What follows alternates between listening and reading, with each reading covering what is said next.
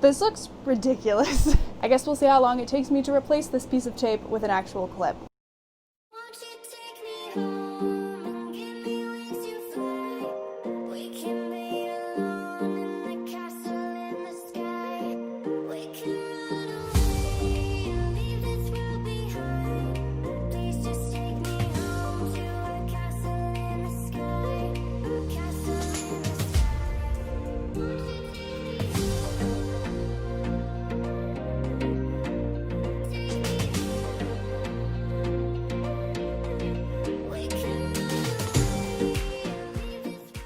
Hi guys, welcome back to my channel. If you're new, my name's Ariella. I make videos about my life as a second-year medical student, but recently, over this past summer, I've been doing a lot of hiking, and I made a video about my hike to, or I guess through, Franconia Ridge Loop that hits Little Haystack, Lafayette, and Lincoln. Not in that order, I messed that up, but if you guys haven't seen that video, I will link it above and in the description so you can go and watch it. It's a really fun video and I really enjoyed making it. My sister actually recorded some of her own music and I used that music on the audio for the video, so it's just a fun little video showing how beautiful the White Mountains can be.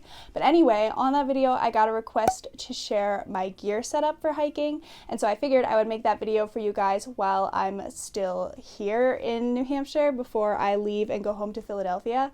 I am planning on doing a ton of hiking in the Poconos once it's safe to do so because I have all this stuff. I might as well use it on my weekends while it's still warm enough.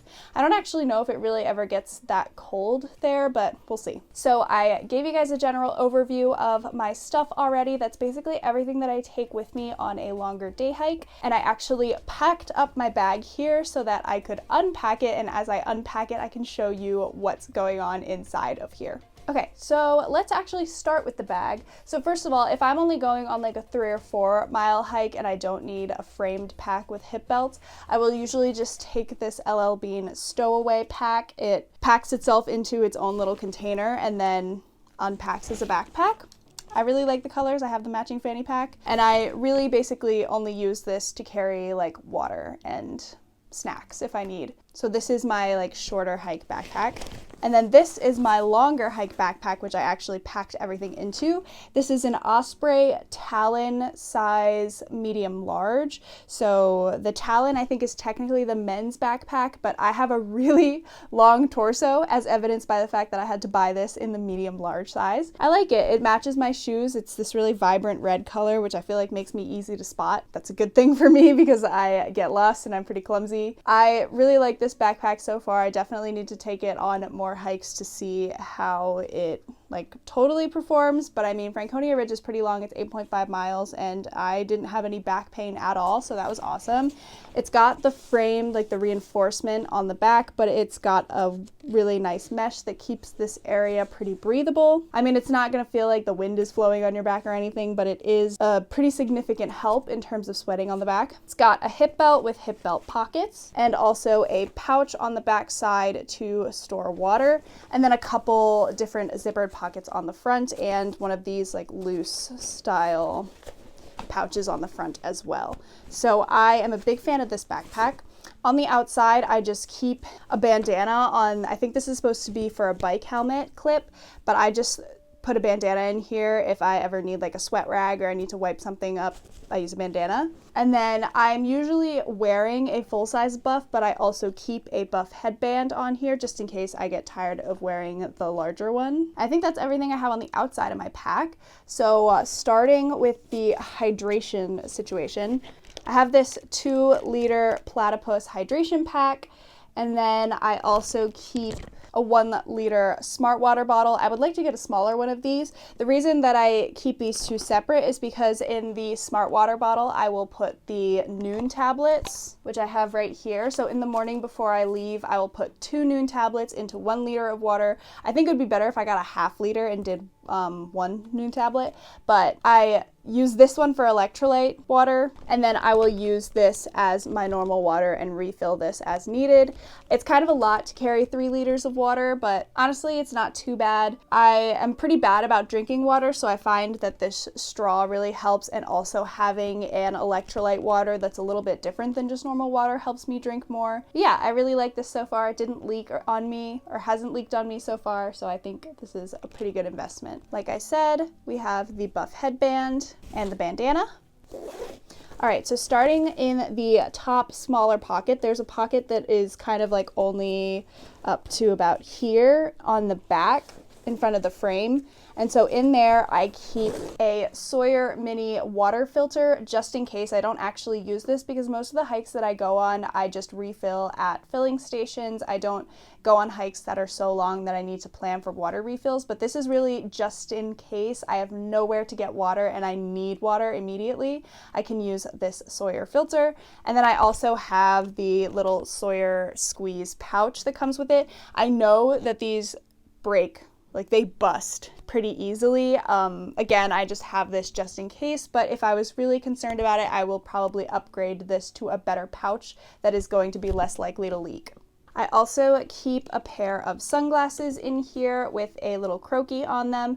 I really love the CROAKIE. I know it looks so lame, but it's so nice to have this around your neck and to be able to just flop your sunglasses down when you don't need them anymore. We didn't really need this when we hiked Franconia because it was relatively cloudy for most of the day, but I hiked Mount Ascutney previously, and that day was really sunny and gross and sweaty, so these were really useful. I also have a headlamp, again, just in case of emergencies, if we're ever hiking in the dark, if we have a hike that takes us longer than expected. It's pretty standard headlamp. For now, this is fine, but I saw something online where I think Darwin on the Trail replaces this with a little bungee cord clip, and even though I'm not actually hiking long distances, I am such a weak hiker and I love to carry as little as possible, so I would consider replacing this with a bungee, but for now this is fine. Okay, and that's all in that pocket.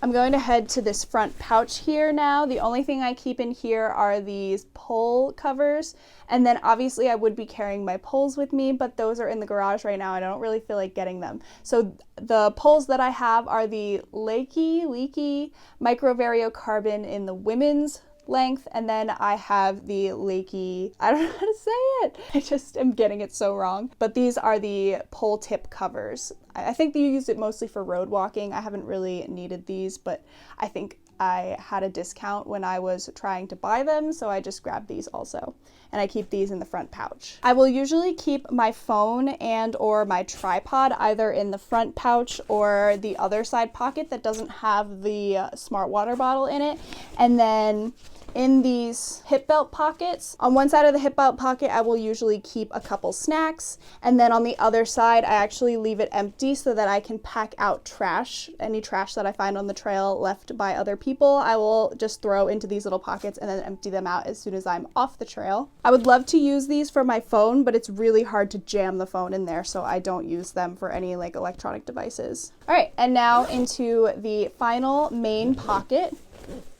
So up top here, this is supposed to represent toilet paper. I will usually keep an extra trash bag and then a bag full of toilet paper, just in case. Again, I'm going on hikes that are shorter and you probably wouldn't need to dig a cat hole and go to the bathroom off the trail, but just in case somebody has an emergency, I always bring extra toilet paper and an extra trash bag so that you can pack out your toilet paper. In terms of the organization of my backpack, I try to keep the heavier stuff like my food on the bottom and then the lighter things like the extra layers on the top.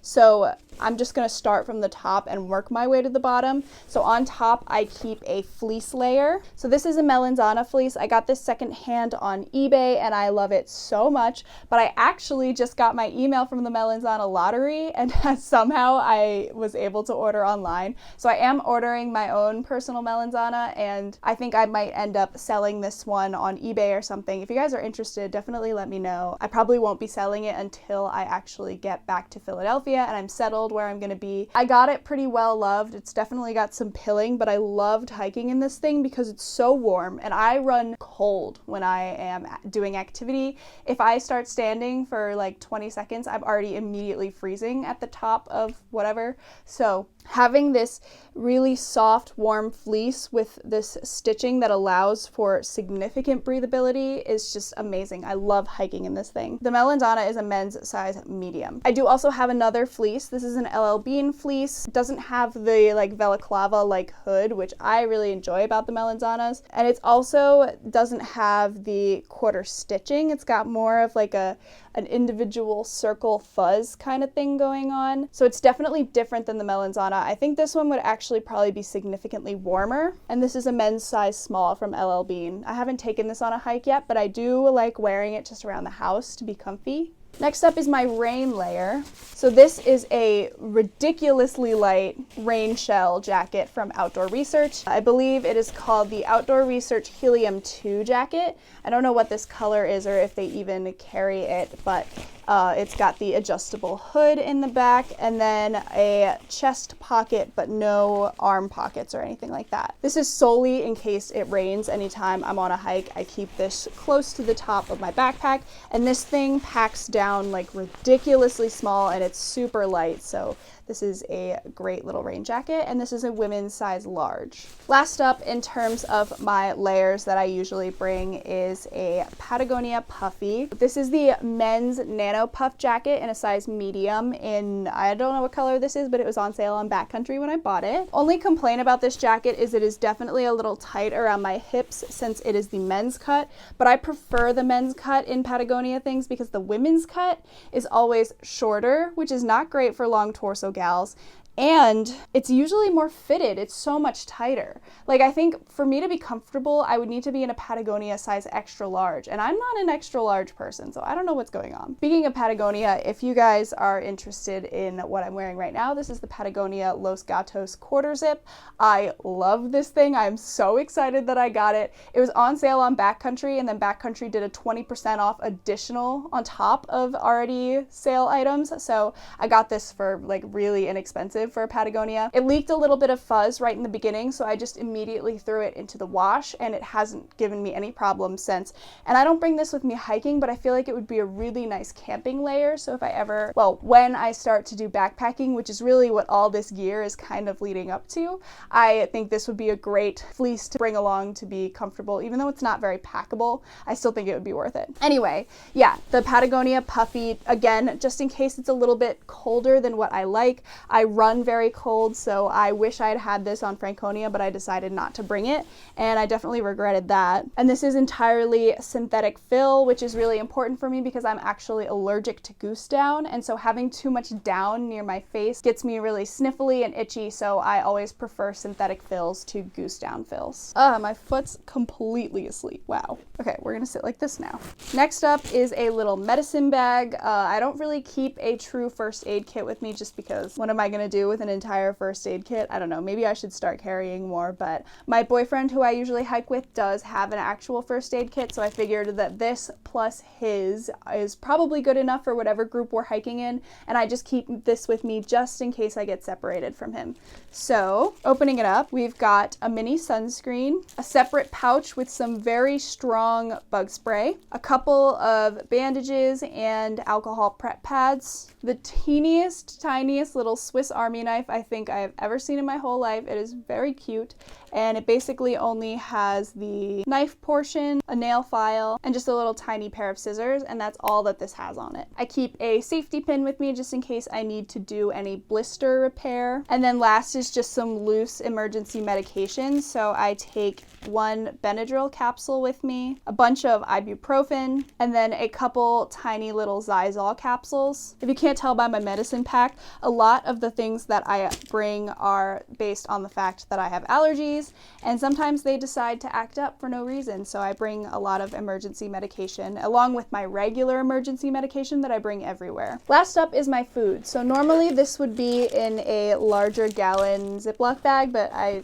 don't have anything. I would love to get some stuff sacks so that I could do reusable stuff, and I do reuse the gallon Ziploc bags, but after several uses they kind of break down a little bit. So in my food bag I usually keep one type of trail mix. So this is a sweet trail mix that I brought last time, and then this is a savory trail mix. I think I showed it in one of my previous videos, but usually for my trail mixes I just mix these like M&M chocolate like things that are made in a nut-free facility, craisins, banana chips, and then gluten-free, chocolate-covered, and yogurt-covered pretzels. All of my snacks are always gluten-free because I have allergic reactions to gluten when I exercise, so I try not to induce that by literally eating no gluten the entire day that I'm hiking. And then this is my savory trail mix, so again, no gluten snacks, and then no nuts other than almonds because I'm allergic to all nuts except almonds. Dietary restrictions are fun. So this has some salt and vinegar plantain chips,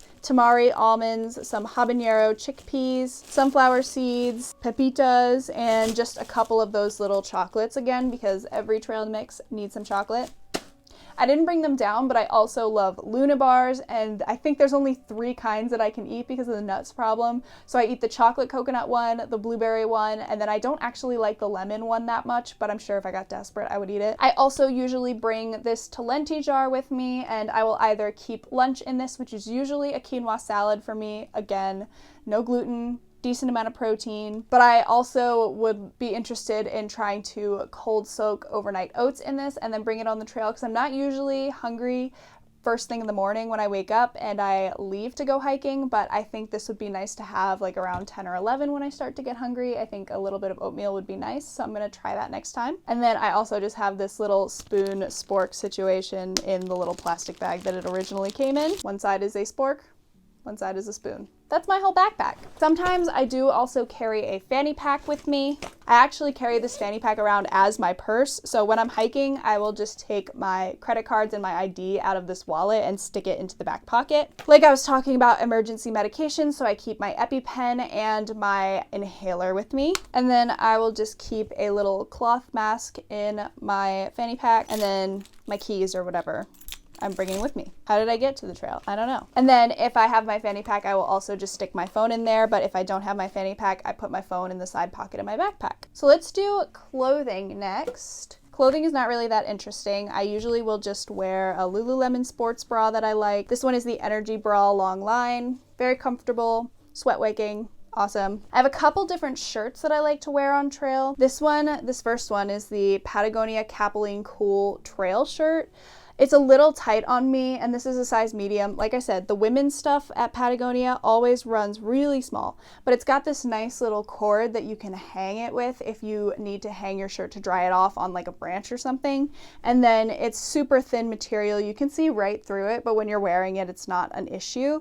Like I said, the arms are just a little bit tight on me, and then the like rib cage is a little tight on me. So if I was gonna get this again, I might consider getting a men's medium just for a little bit extra comfort. But it fits well underneath my other layers, so I don't know. I'm conflicted on that one. The other shirt that I like to wear when I'm hiking is the Lululemon Swiftly Relaxed shirt, so I just have a short sleeve one here. And then I haven't actually worn this one yet. If it's a cooler day, I'll wear my long sleeve one. These are a lot more comfortable than the Patagonia one, but again, I think that's a sizing problem, so that might be my fault. I always wear these leggings when I'm hiking. These are the Lululemon Wonder Train, and I've kind of adopted these gray ones as my hiking pair just because I like them a lot. And they're replaceable if they get ripped or anything, so Lululemon will repair things, but if for some reason it's not repairable, I like completely snag it on a rock or a branch and it gets ruined. This color I think is in their normal colorway, so I'm not really worried about totally destroying it. But these leggings have held up so well hiking, and if you guys have hiked for Franconia Ridge before, you know that there are quite a few like sketchy areas where you kind of have to do a little bit of rock scrambling and you're on your knees or you're sliding down on your butt. These held up fantastically. I didn't have any snags or tears. There's no pilling. I'm honestly shocked at how well these survived, just because I know that a lot of other Lululemon leggings are a little bit more delicate, but the Everlex fabric has really come through for me, so I'm a big fan of these. I don't usually hike in shorts, but if I am hiking in shorts, you will probably find me in a pair of biker shorts. So these are the Fast and Free 6-inch short. I would prefer the 8-inch just to really cover all my bases in terms of chafing, because I can't stand that. It really irritates me. Like I said, I don't usually hike in these just because I like to avoid the chafing problem, but sometimes it is very hot here, so this is a only if necessary kind of thing. And then if I'm worried about a hike being very cold, I will also bring my Lululemon Dance Studio joggers as an extra layer to throw on top of my shorts or leggings. But again, I don't really need to use these usually. I find that leggings are kind of the perfect in-between for me on most hikes. Really quickly, like I said before, I always wear a buff and keep that buff headband with me. So if I'm wearing a buff, I'm wearing one of these two normally sized buffs. This one is merino wool, which I tend to gravitate towards because if I'm starting early in the morning and it's chilly, I like to cover my ears. But I do also have this UV protectant fabric one. Just a heads up, the UV protection fabric one is a lot less stretchy. So if you're worried about that, I don't know, does that make a difference? It's easier to hold this up over your face as a mask if you're passing someone, but it's not as great for like headaches. I like all of my buffs. I'm a big fan of all of them, and I will probably start getting more because I wear them when I'm not hiking. I wear that blue one and the merino wool one literally all the time. Back to feet. So I will always wear a pair of SMARTWOOL socks, and then I forgot to mention it, but I will also keep a second pair of SMARTWOOL socks in the bottom of my backpack just in case something happens if I get wet and I want to change into a pair of dry socks. So like I said, these are these SMARTWOOL PhD Pros. Any merino wool sock will do. They're going to be sweat wicking, which is awesome when you're hiking. At the end of the day, when I'm hiking, I take off my socks and I'm definitely sweaty, but I'm not like disgusting. My socks aren't sopping wet, and that's because the merino wool is a very good sweat wicking fabric, but it also keeps you warm when it's too cold and it keeps you cool when it's too hot. It's really magic. These socks are fairly expensive, although I will say they're probably one of the best investments you can make if you're looking for a good hiking sock. Next up are these bad boys. So these are Dirty Girl gaiters. You don't have to buy them from Dirty Girl. I just liked these. I thought they were really cool, and they're relatively inexpensive, to be honest. So they have a Velcro patch on the inside. So this, like this little clip here, I'm trying to show. This little clip will hook onto your trail running shoes or your boots, and then in the back, this Velcro will stick onto the back of your shoes. And this just keeps any sand or rocks or dust or anything, or like little pine flecks from the trees from getting into your shoes. And because I wear a very low trail runner when I'm hiking, these are a must. They're awesome. Speaking of shoes, and we'll end off on this, these are mine. These are the Ultra Lone Peak 4.5s. I know a lot of people have issues with these shoes not having enough cushion or support. I haven't really found that yet, but I'm also not hiking huge miles. I'm not hiking 20-mile days like the Appalachian Trail hikers are. So I found that as I slowly increase the number of miles that I'm hiking with these shoes, I really haven't had any issues until like the last mile or so of the hike, when my feet just start to feel tired because I'm not used to hiking every day. I am a big fan of these shoes. They have performed so well. The tread on the bottom, amazing. I didn't have any slippage at Franconia Notch. To be fair, it wasn't super wet the day I went, so maybe it would be different if it was a really wet day, but these have just performed fantastically for me. They're zero drop, which means that the toe box and the heel are at the same level. I have decently high arches, which usually means that you can't use a shoe like this, but I found that as I slowly increase the number of miles that I'm hiking, my arches actually feel like they hurt less for longer distances, if that makes sense. So I feel like training my arches and the muscles that are supporting my arch to become a little bit stronger and to kind of hold their own, which I think is a really cool feature of this shoe. But definitely keep in mind that if you want to try something like this, you need to take it slow. You shouldn't just go out and hike 15-20 miles the first day with these shoes because they're probably going to hurt. There are definitely people more qualified to talk about this kind of stuff than I am, but if you are looking for a really lightweight, breathable shoe, this is a really good one. I prefer the trail runners because they're much lighter, and I find that the tread for some reason on the bottom is better. Maybe that has to do with the fact that there's not a ton of cushion and support on the bottom, so I can actually grip the ground better with my foot. But these are also not going to be waterproof, so if you're doing any small water crossings, these will get wet and your feet will get wet. This is definitely preferable, and not specifically this shoe, but this type of shoe, the trail runner type of shoe, is preferable to people who are doing longer backpacking trips or through hikes, because a waterproof shoe is going to retain water if it gets wet. And when you're through hiking, there are going to be situations where your shoes are going to get soaked. So in that case, you want to have a shoe that can dry out very quickly. These are awesome. And as you can see, I keep the Velcro patches on the back so that way I can attach the GAITERS Velcro here. It goes up and onto my ankle. And then on the front, it comes down and hooks onto this little metal piece right here. I wanted to mention things that I want to get in addition to all this stuff that I already have. I want to get an emergency fire starter. I think you can buy them off of REI. They're just like a really light little like bright orange packet, just in case, again, as a more emergency situation kind of thing for me to be prepared in case I need to start a fire. And then this is definitely going to be a little bit overkill considering the kinds of hikes that I'm doing, but I would eventually like to invest in something like the Garmin InReach, some sort of emergency device that can send out an SOS signal or a text message just in case something happens and I am stuck and I'm not able to get myself